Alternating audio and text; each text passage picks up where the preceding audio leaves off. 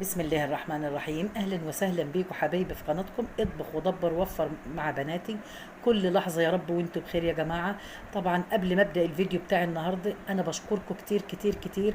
بشكر كل حبايب قلبي اللي فعلا يعني ربنا يسعدهم يا رب وفعلا اسعدوني والله. وانا رديت على تعليقاتكم، فعلا انا مبسوطه بيكم قوي ومبسوطه وفرحانه اكتر بكل التعليقات الجميله اللي فعلا بتتبعت لي.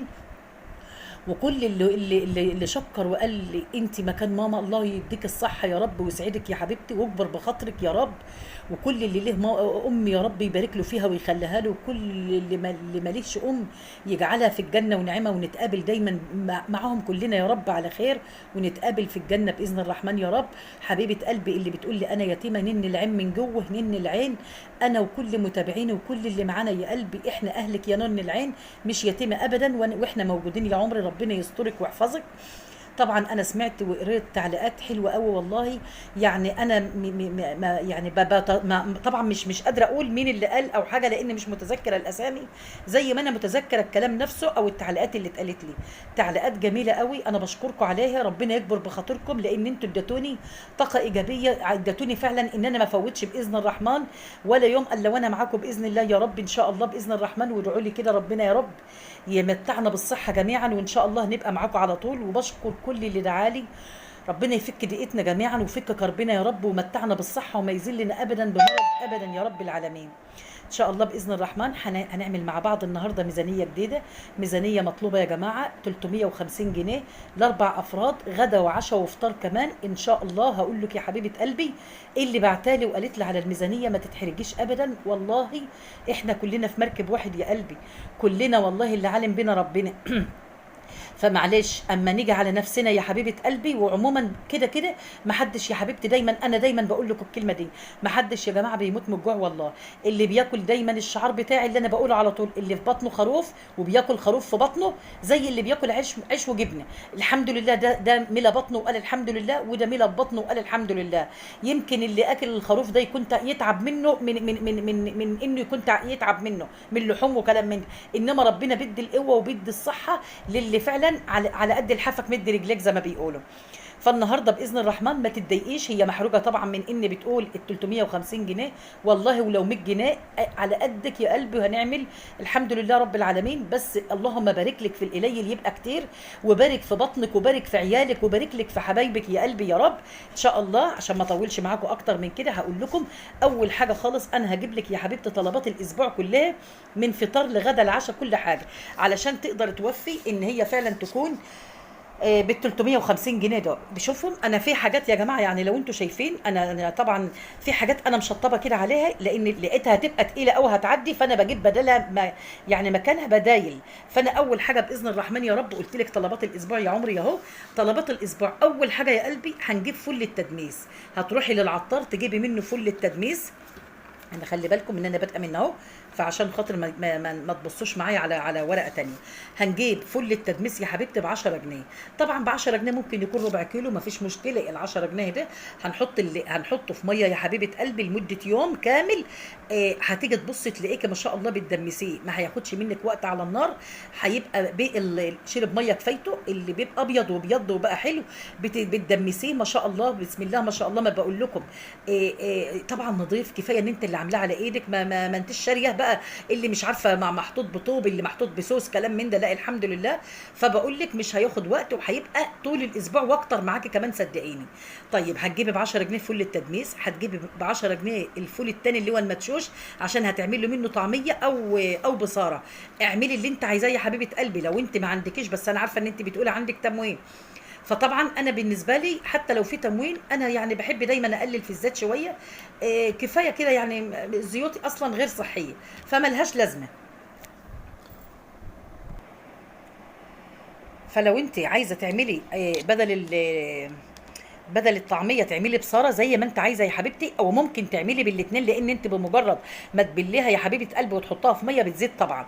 طيب وخلي بالك حتى لو عملت البصاره يا حبيبه قلبي ما شاء الله بترمي معاكي كتير والله زي الفل. طيب وهتجيبي ب 10 جنيه عدس بجبه، وهتجيبي برده ب 10 جنيه حمص الشام، وهتجيبي ب 10 جنيه عدس اصفر. ماشي. طيب هتجيبي بقى، هندخل على السمك. انا بالنسبه لي يا حبيبه قلبي انا ما اعرفش انت بتحبي السمك ولا لا، بس انا بدور لك على برضو الحاجه اللي فيها اوميجا 3 وفيها كالسيوم وفيها حاجات حلوه لاولادك. انا قلت لك سردينه، السردينه حلوه وحنينه على الايد وعلى الجيب وكل حاجه، وحلوه قوي يا جماعه. الوقت السردينه موجوده بلدي في المحلات او عند الناس اللي بيبيعوا السمك. السردينه بلدي جميله ما شاء الله، مش هتكلفك حاجه. انا بجيب الكيلو ب 60 جنيه وحياه كتاب الله بعمله على يومين والله. اللهم صل على جمال النبي.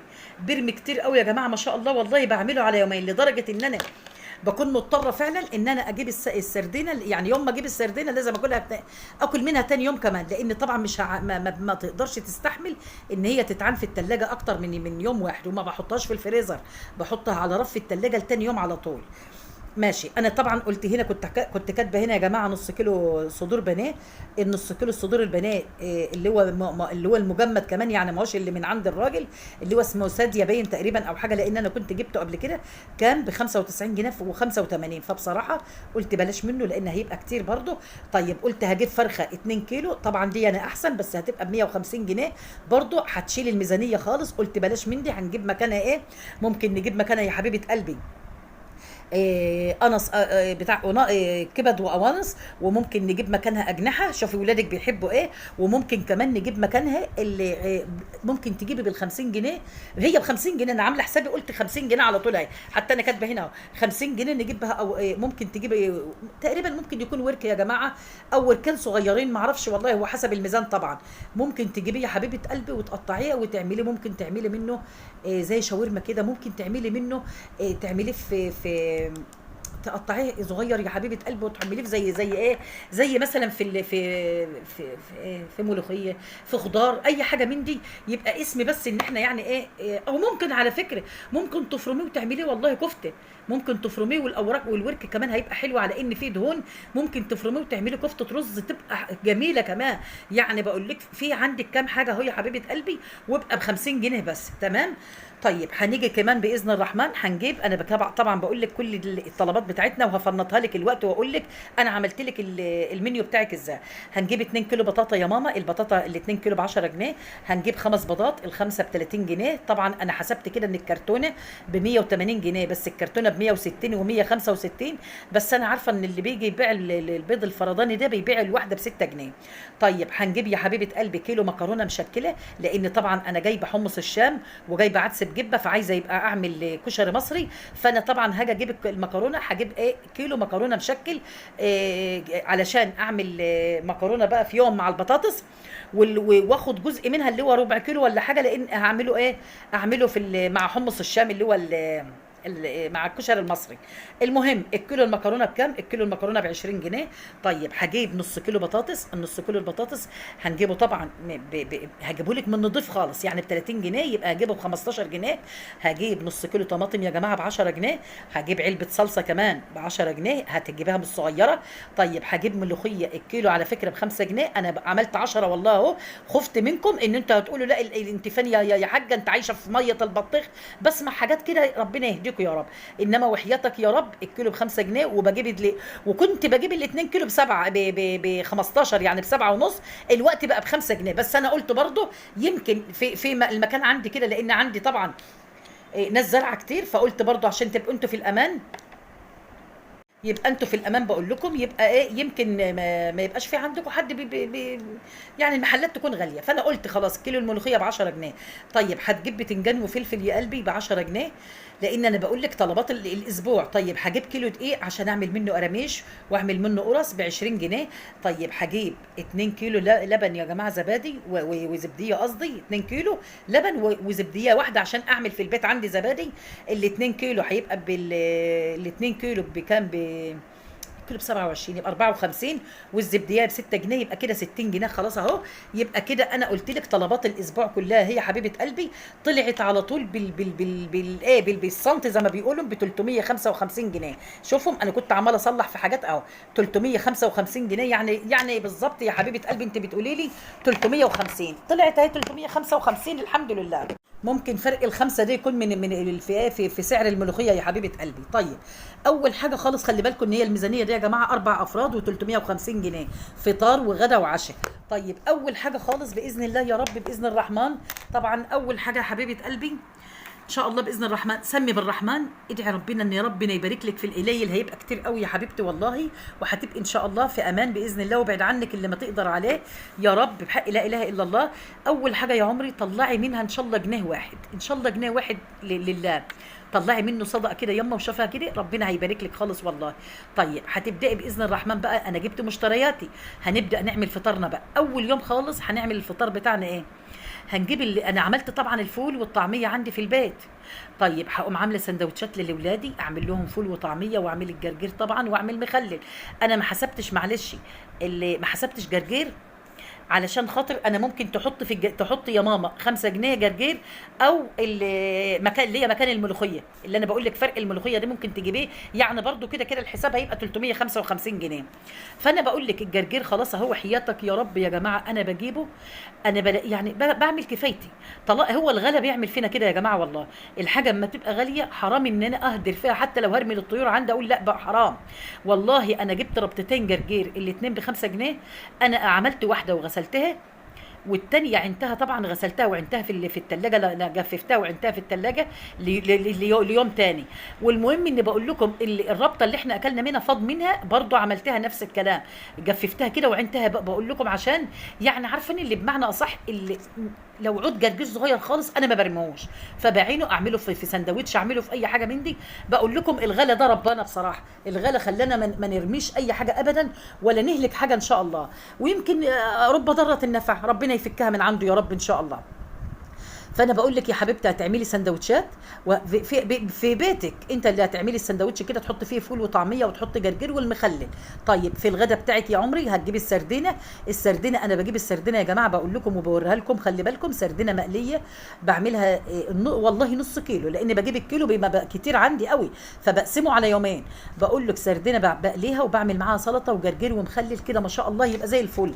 طيب العشاء هيبقى ايه؟ العشاء بقى انا عندي لسه خلي بالكم مثلا في طعميه وفول، لان انا اللي عاملاها في البيت فايض عندي اكيد، قمت انا عاملاه كده نعمله مكسي اللي هو طعميه وفول وحبه طماطم كمان، يبقى مع بعضه كده زي الفل الحمد لله، وابقى ما هدرتش حاجه.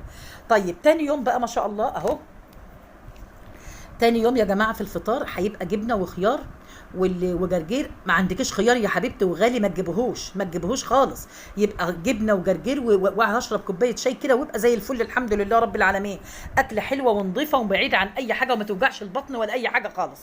طيب الغدا يا حبيبه قلبي طبعا باقي الكيلو بتاع السردين اهو، وسلطه وجرجير زي الفل وجميل اهو. العشاء يا حبيبتي انا قايله لك في الطلبات ان انا جايبه لك بطاطا، هنقول البطاطا يا حبيبتي هتسلقي البطاطا انا باجي اسلقها يا جماعه بحط فيها شويه سكر، معلقتين سكر كده او حاجه، واحطهم في وعليها كوبايه ميه صغيره، واولع عليها بس عارفين كلمه شمعه، واغطي عليها كويس. الله اكبر بقى بتبقى ما شاء الله الله والله، يعني عارفين المسكره بقى اللي مش محتاجين حلويات ولا حاجه، البطاطا كده مسلوقه بالسكر اهي وكوبايه شاي كده احلى عشاء الحمد لله رب العالمين. طيب ثالث يوم يا حبيبه قلبي هعمل ايه؟ هعمل بيض مقلي وهعمل جبنه. طبعا الخيار انا قايله لك ان هيبقى غالي ما تجيبهوش، هعمل جبنه واكل مكان الخيار اكل جرجير. طيب الغدا بتاعنا بقى هنعمل ايه؟ لو انت جبت الفراخ يا ماما، جبت الفرخه هتاخدي منها صدر فرخه اللي هو جنب واحد يعني ربع، هتعملي لي بيه كفته رز. طيب انت ما جبتيش الفرخه وقلنا هتجيبي الورك اعمليه كفته رز يا حبيبه قلبي اهو ماشي، يبقى هي اهي. طيب العشاء بقى هيبقى قرص، لان انا جايبه دقيق، هعمل بالدقيق ده قرص او قراميش او اي حاجه من دي، هيبقى قرص مع شاي ولبن تمام. طيب رابع يوم يا حبيبتي هنعمل ايه؟ هنجيب انا عندي طبعا جبنه، او انا جايبه الجبنه انا كمان قايله.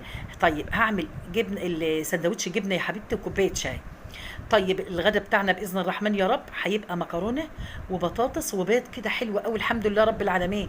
طيب افترضي يا ماما ربنا يخلي، انا جايبه 5 بيضات، فانا مش هسلقهم كلهم. طيب اعمل ايه؟ هعمل مكرونه وبطاطس واقلي بيضه واحده او 2 كده واحط، او بيضه واحده واحط معاها إيه كوبايه، بص مش كوبايه، لا حبه بسيطين، معلقتين لبن، معلقه دقيق. شوفي يعني ايه، صدقيني يا حبيبه قلبي بتعمل ما شاء الله، بتعمل معاكي قرص بيض جميل خالص، وما بيكلفكيش حاجه. يبقى انا عملت من بيضه قرص بحاله اهوت، وعملته لعيالي الحمد لله يا رب بيجعله بالهنا والعافيه يا قلبي. طيب العشاء هنعمل ايه؟ هنعمل بطاطا مسلوقه برضو وشاي بلبن. ماشي. هنيجي بقى على 5 يوم. 5 يوم الفطار بتاعنا قلنا فول وطعميه برضو وبتنجان. خلاص طبعا الفول والطعميه طالما ان انا عاملاها يا جماعه في البيت يعني برميل كتير، والحمد لله هيبقى معاكي لسه كتير كمان. طيب الغدا هيبقى ايه يا حبيبتي؟ هعمل بصاره، هعمل بابا غنوج، البتنجان عندي، وهعمل وجرجير ومخلل يا حبيبه قلبي كده، الله اكبر. غدا عشاء شعبي بقى وعيش طبعا كده ما شاء الله، غدا زي الفل وجميل. طيب العشاء يا ماما زبادي وجبنه وجرجير زي الفل خالص اهوت ما شاء الله، مش عايزه اكتر من كده. طيب سادس يوم هعمل ايه؟ انا عندي طبعا جايبه لو طبعا انا ما كتبتلكيش مربى يا حبيبتي لان المربى هتبقى غاليه عليكي، بس انا كاتبه كده سندوتشات مربى. بس انا هقول لك بدل المربى هتحط ايه. هي انا قايله سندوتشات مربى بالقشطه، لا حطي طبعا، هتجيبي انت وش اللبن هيبقى بقى قشطه اهو، هتحط عليه السكر يا حبيبه قلبي، وتعملي سندوتشات للعيال. اللهم صل على جمال النبي. يعني محلوله هي، مش هقول لك بقى لا طبعا، ما هيبقى العسل النحل ممكن ما يبقاش موجود عندك، لو عندك يبقى يا صلاه النبي احسن واحسن. انما خلاص احنا ما عندناش حاجه، هيبقى وش اللبن يا حبيبتي، هعمله مع معلقه سكر، واعمله سندوتشات للعيال زي الفل ومغذي كمان. طيب الغدا بقى بتاعنا، لو انت بقول لك جبتي يا حبيبتي الفرخه، انا كنت قايله لك خدوا ربع الفرخه، يعني صدر بس، ربع الصدر، نص الصدر يعني ربع. فكنت هقول لك اعملي بيه كده، لا مش هنعمل بيه، مش هنعمل حاجه. الوقت ممكن يا حبيبتي وانت بتجيبي الورك، او انا قايله لك ب 50 جنيه، لا اما اوراق ورك في فرخه، لا اما اجنحه، لا اما قنص وكبد. طيب افترضي وانت بتجيبيه قال لك لا الصدر نفسه هيكل اهوت بالعظم بتاعه، في يا جماعه بيبقى صدر مش كبير قوي، يقول لك ب 50 جنيه بالعظم بتاعه. خلاص اخده، ما هي نص فرخه، اخدها يا جماعه. يبقى انا كده الوقت عندي صدر خلاص عملته، الكفته مكان اللي انا قلت لكم اللي وراك. لا ممكن لو انا ما جبتش اللي وراك وجبت نص الصدر على بعضه بالعظم بتاعه بال 50 جنيه، ممكن تمشي وحياه ربنا بتمشي، وبيجيب وبيبقى فيه فراخ صغيره وبيبيعها فعلا كده. خلاص انا خدت صدر عملته كفته رز. طيب الصدر الثاني بقطعه قطع صغيره وبشوحه كده ببصل وتوم، وبقوم حطاه عاملاه في ملوخيه كده، وتطلع زي الفل وجميل، ورز ابيض كده يبقى زي الفل الحمد لله، واكلت العيال اكله جميله. طيب العشاء هنعمل ايه؟ عندي قراميش وعندي شاي، لان انا عامله اصلا، انا عندي الدقيق عملت بيه كده. طيب خلاص 7 يوم بقى يا جماعه هنعمل ايه؟ 7 يوم ان شاء الله باذن الرحمن، اللي هو اخر يوم في الاسبوع، هيبقى الفطار جبنه وشاي، خلاص جبنه سندوتشات جبنه وكوبايه شاي معاها. طيب الغدا هعمل كشري مصري طبعا، الجرجير بتاع اللي عدس بجبه والحمص الشام والحاجات دي وجرجير.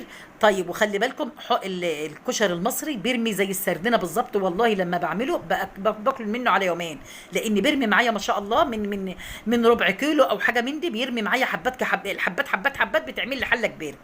طيب العشاء يا قلبي هيبقى ايه؟ العشاء هيبقى سندوتش بتاع زبادي وسندوتشات جبنه او اي حاجه من دي. خلاص وكده الحمد لله رب العالمين، الاسبوع بتاعنا زي الفل، الاسبوع عدى على خير.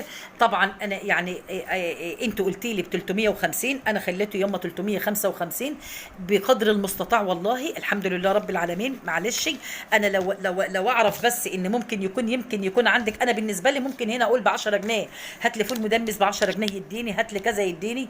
انت لو عندك اقل من كده يا حبيبه قلبي هاتي، المهم ان انا بقول لك لو لقيتي حاجه من اللي انا قلت لك عليها ديت، يعني عندك في البيت لو افترض عندك بطاطس، يبقى خلاص وفرت ثمن البطاطس، هجيب مكانه حاجه تانية. خلاص يبقى برضو انا خلتني الحمد لله رب العالمين. ان شاء الله باذن الرحمن هتدوري في بيتك هتلاقي برضو في حاجه باذن الله. ولو ما فيش يا قلبي ومشيت على المنيو واللي انا قايله لك ده اهو، هتعدي على خير ان شاء الله، وهتبقى زي الفل، وهتعدي يا حبيبه قلبي. الايام بتجري بسرعه، الاسبوع بيجي والتاني بيجي، واحنا كل يوم وكل يوم عايزين فلوس وعايزين مصاريف، والحمد لله. قولي يا بركه، سمي بسم الرحمن، وقولي يا رب كده، يا رب يوضع لك يا رب في القليل يجعله كتير في ايدك بحق لا اله الا الله، واملى بطنه بالايمان والهنا يا رب والنبي، وما يذلكم بمرض ابدا. ده الفيديو بتاعنا النهارده. وحبايب قلبي والله انا بعتذر على اني والله بتكلم بسرعه عشان اخلص بسرعه، علشان انا عارفه ان اللي بيبقى معاه باقه او ان الفيديو يطول عليه، انا والله على نين عيني، بس كان لازم انني يعني اشكركم الاول قبل ما ابدا الفيديو بتاعي. ان شاء الله اشوفكم بخير دايما، واي حد عايز ميزانيه يا جماعه انا تحت امركم، انا معاكم باذن الرحمن اهو كل يوم ان شاء الله. يا رب ما يجيب حاجه وحشه ابدا في صحتي ان شاء الله، وانا معاكم ان شاء الله على طول اهو. بشكركم جدا، سلام عليكم.